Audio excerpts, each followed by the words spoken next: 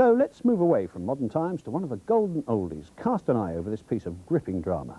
Rodney anxiously raised a powerful arm in warm salute, revealing the blast-proof protection of his acrylan warm coat.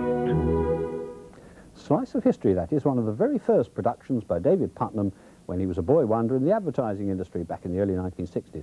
And just look at him now, the Coca-Cola kid, appointed by that company to be head of its subsidiary, Columbia Pictures, in Hollywood. No acrylan coats for David anymore, thank you very much. Vicuna, perhaps, but not acrylan.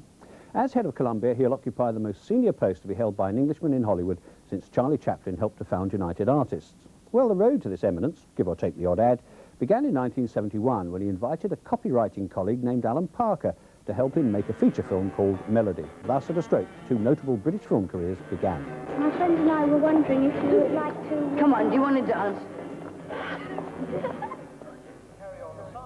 2 years later, Puttnam produced his first hit, That'll Be the Day, starring David Essex and featuring Ringo Starr and Billy Fury. I've been coming here for 5 seasons, you know. Yeah? Like a holiday to me. Well, after 10 months on the bloody road with the fair, you need a break. What do you do on the fair? Dodgems. Good place for pulling the birds. Quick tickle, see if they go, and then round the back, get me end away. In 1977, reunited with Alan Parker, who this time directed as well as writing the script, Puttnam produced Bugsy Malone, a delightful tale about bootleggers and gang warfare with all the roles played by children.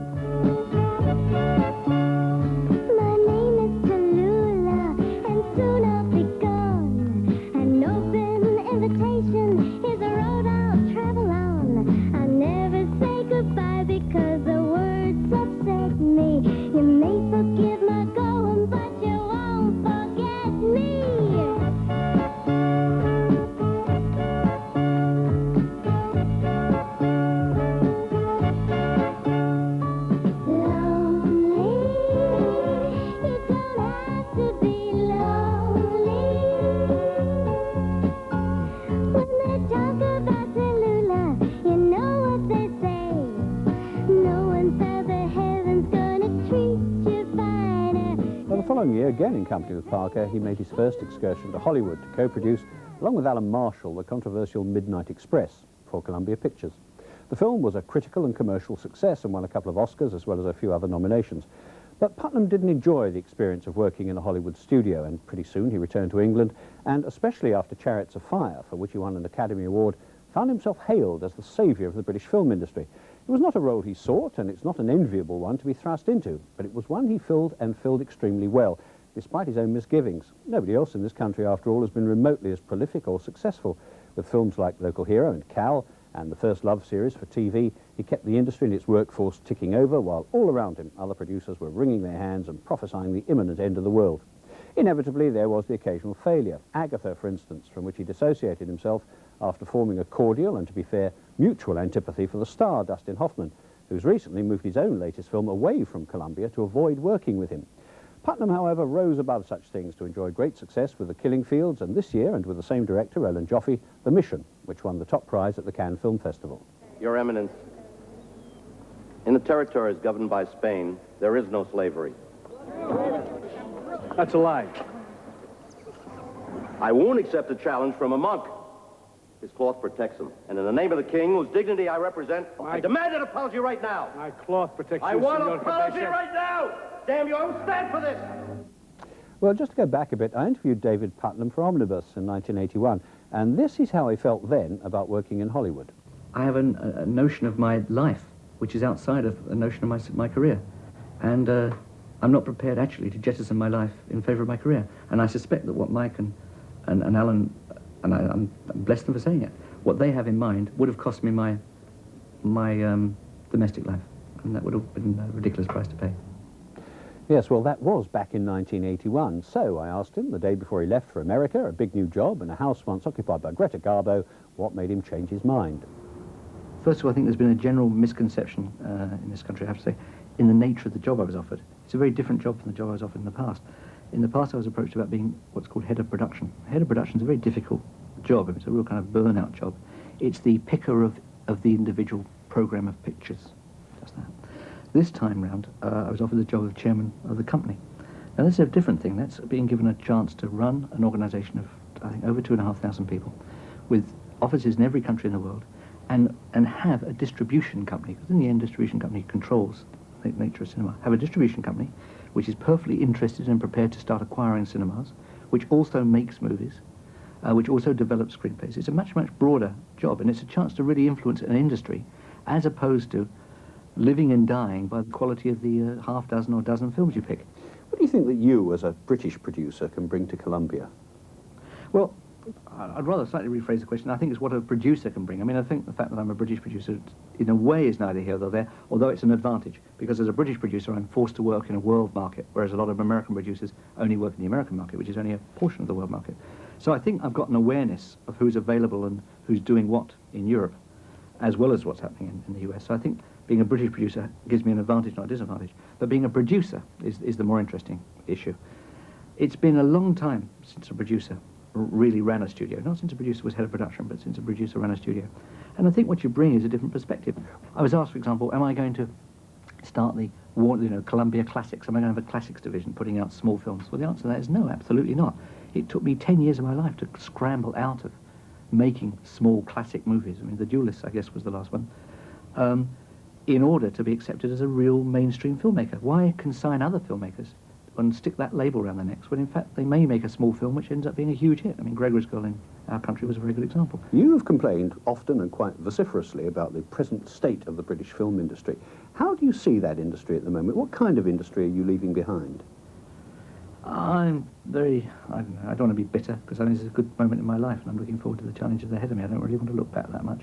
But I have to, in fairness, really slam both, not just this last Tory government, but the Labour government that preceded it. They have bitterly let down the film industry. Now, one of the outstanding successes of British Film Year was our educational programme through the schools in this country, where it needed £105,000 a year to sustain it, with the industry coughed up for once, 2/3 of the money to keep it going. I was firmly given the impression, I have to say this, right, not promises, but given the impression by the government that they would come through with the remaining third. And of course they let you down at the last minute. Now maybe they did it in order to make me feel better about leaving the country, because they certainly did a jolly good job. I mean, I did feel that the very last thing I've been involved in, the very last initiative I've been involved in, try and make things work, had the boot put into it.